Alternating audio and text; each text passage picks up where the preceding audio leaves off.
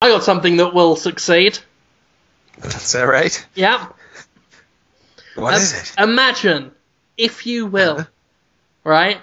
This all shit all over John Carter at the box office. It's a Willem Dafoe movie. You're doing these still? Yeah, I'm persisting, even though the quality has clearly gone off from when we last did it. That's okay. I enjoy it so far. Yeah, I like it. Do it. Dafoe District. Or, no, District Dafoe, right? It's just got the actor's name in the title. Yeah.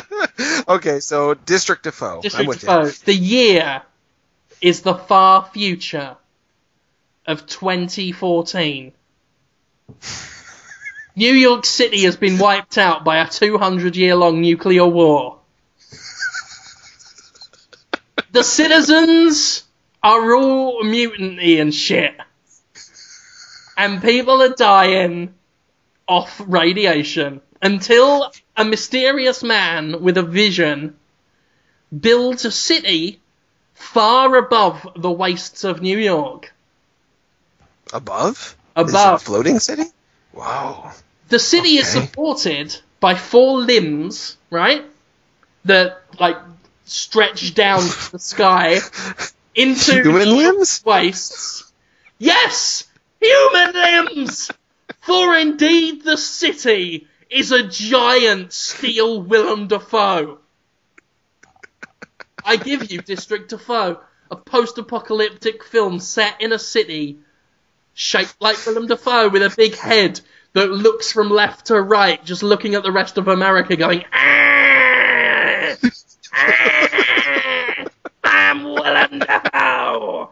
Ah, really loud, so it like hurts the ears of everyone living in District Dafoe.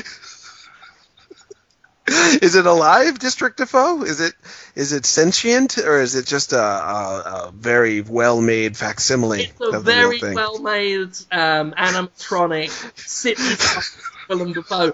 The sun of New York City. Because I was thinking, okay, so maybe Willem Dafoe became metal and saved the world, or at least saved the people from District Dafoe by becoming a city. That makes sense a little bit. But why would anyone make their savior city a giant screaming Willem Dafoe? Why would they want to subject the last of the human race? I'm not done yet, right? Okay. Yep. For indeed, many migrated up the big elevator that goes up Willem Dafoe's metal left leg from the city below, the blasted nuclear wastes below, up into, up the leg, and it goes up his metal bum, right? And that's where the big meeting place is. So, and they all go in there, and they repopulate the world in Willem Dafoe, the big metal District Dafoe, right? I'll admit, I haven't properly thought this one through. It was mostly yesterday when I was getting out the bath, just thinking about this, and then I didn't think about it anymore beyond that. But for a while, everyone's happy in District Dafoe. It's like, yay, you've saved our lives. Thank you, mysterious benefactor. And that's it, because the city is ruled by a mysterious benefactor who only appears with, a cloth mask over his head, a bit like Cobra Commander, but changed just enough so he don't get sued for copyright infringement. And he speaks with, Does he sound like Cobra Commander? He speaks with an altered voice recorder, like in Scream, right? We'll probably get the same guy that did the voices for the killers in Scream, right? And he tells them to live, and all they've got to do to stay in District Dafoe is to not violate the rules. Trouble is, no one told anyone what the rules are. And soon, there is government oppression from the Dafoe bots. What? An army of policing robots that look like Willem Dafoe. And their heads spin around, just constantly spinning, just going, Aah! And that's how you know they're coming, and it will be a very tense and scary part of the film. Because the freedom fighters, led by Freedom fighters led by Brendan Fraser. Oh no. And he is such a non-entity in terms of having any personality. I'm sorry, go ahead. Brendan Fraser is the leader of the Resistance, and he is joined by Harry Potter and... Just Harry Potter, a different actor, but the character from the. Oh no! It is Harry Potter, like the actor of Harry Potter, but the character is also Harry Potter in it. But he doesn't have a scar. Yeah, he doesn't have a scar, and he's not a wizard. But he is Harry Potter, and he is played by Harry Potter. And the sexy chick, who you have to have in a film, is Deborah Messing from Will and Grace.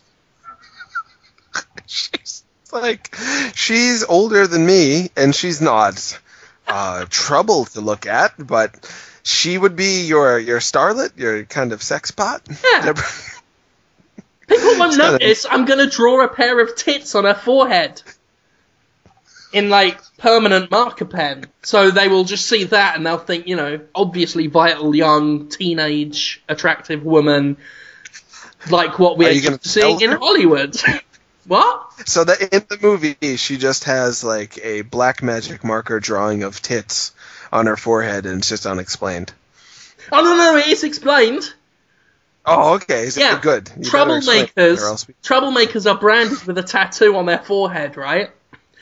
A big curvy W for Willem and 2 circles in between the curvy bits to represent infinity for the eternal punishment that they get. Okay? And that's what they get for first-time offenders, and then if they break the rules one more time, they will just be thrown out of District Defoe's butt down into the nuclear waste below, where they will obviously die from the fall. Right, sure. Even if they survive. Yeah. Well, the thing is, it is so nuclear outside of District Defoe that they will mutate as they fall, and it'll be a really cool effect as people grow, basically turn into a squid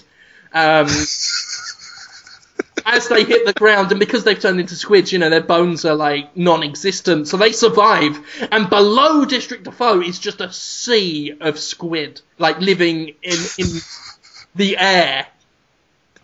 What? They're just floating around, just baking pies and getting married and having a life, just sea squids? No, they just scream. Sky squids? They just scream. There's so much scream. 90% of the audio of this movie is just going to be or it's going to be the most troubling auditory experience you can ask for. Don't forget that throughout the entire movie, just in the background, you can constantly hear I'm Willem Dafoe. A giant metal head just looking around with those eyes. Red, glowing eyes. Because that's where the city's furnaces are that power the city. They're in his eyes. And the waste of the city comes out of his mouth. So he's got this big black smoking mouth and fiery eyes, and he's just going, oh, I'm Willem.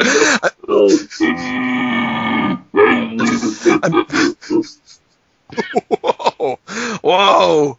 I'm picturing the head being upside down too, when the guys from Deadly Premonition come at you. It's a little creepier because they're coming at you bent backwards. But you can do it either way. I think every 20 minutes it goes upside down to let the smoke just sort of billow up, and then he's just like that upside down, and the head wobbling left and right to make it scarier. It is massive, this city, by the way. I mean, it is as big as Willem Dafoe. Just imagine a metal Willem Dafoe as big as New York. You've just imagined District Defoe. So anyway, the point is, these freedom fighters, throughout the course of the movie, they get in fights with the Dafoe bots. They liberate the people, they rise them up, and then they break into the citadel of the mysterious benefactor, right? Mm-hmm. They spin the chair around and they pull the hood off. Fuck. It's Willem Dafoe. Oh, really? And they're like, holy shit, I thought you were dead. Because this is the far future, and Willem Dafoe was obviously famous in 2012, and this is the far future where everyone's dead. right, in 2013, and he's like, no, I didn't die. 14. No, I didn't die.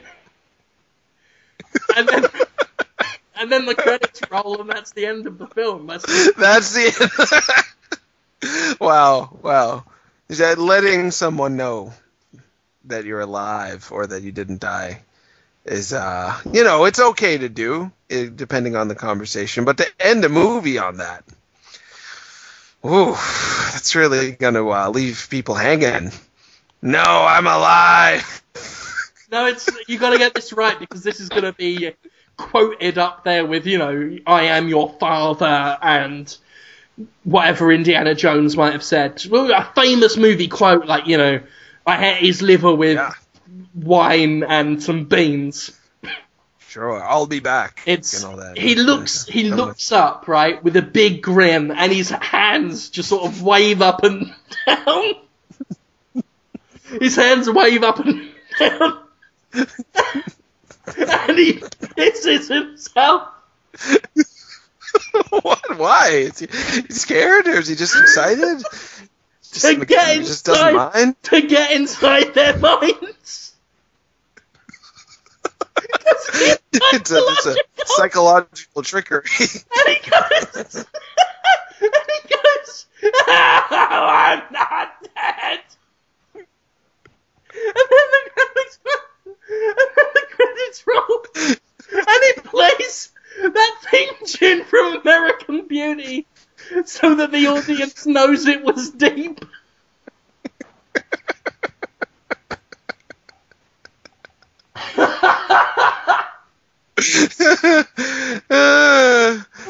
I don't know. I think it sounds better than Being John Malkovich overall. I think Being John Malkovich is a really good movie, but if you're gonna... That's a good idea. That is a great... We'll call the film Being John Malkovich 2, District of Love. And it'll be like a spiritual sequel. Like, oh, yeah. The spirit's there, for sure. Absolutely. Oh, I can't believe I almost was too scared to say that one because it was shit. You evolved it in real time in the show as we were talking about it into something that is definitely worth making. I hope Willem Dafoe just that hears it. Twist, like that is that is M. Night Shyamalan stuff, kind of jazz hands up in the air a little bit. He's wearing the robe.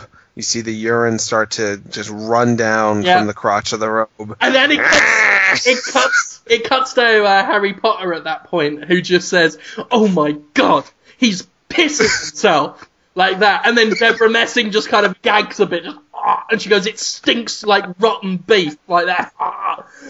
His piss stinks of rotten beef. And then Brendan Fraser says, I thought you were dead! Because he's Scottish in this film, right? I didn't tell you that. And he's screaming it. Yeah. Willem Dafoe is right next to him, and he's just screaming at him. Brendan Fraser's character, of course, is called Ginger Bonnie Scotland in this. And he's got ginger hair and a beard, and he goes, I thought you were dead! And then Willem Dafoe goes, no, I'm not dead! And then American Beauty music, credits roll, audience. By that point, they've probably pissed themselves as well. Oh, sure.